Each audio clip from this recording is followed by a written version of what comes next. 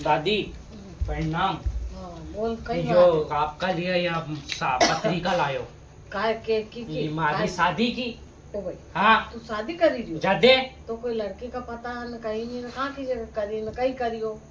अरे हूँ एनी हाँ। चूंकि से बोल की कहने नहीं करी रही हूँ, मैं खुद शादी करी हूँ। अच्छा अच्छा हाँ तो कहाँ हो लड़की।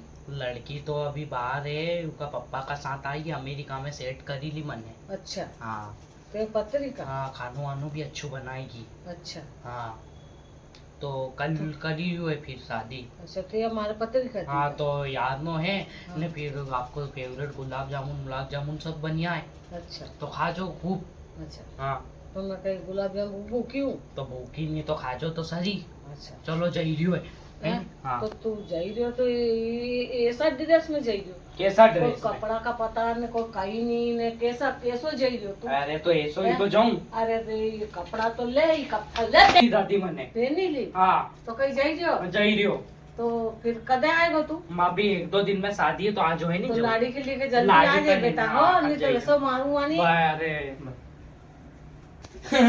दादी उन्हीं छोरी के में रेवा गयो तो वो छोरी भागी गई। तो तू को कैसे कैसे करे के लाए हो तू छोरी भागी गई तो अच्छा करे तू बिना पूछे लाकड़ा का भागी गई, ऐसा ही इधर से आया ऐसा ही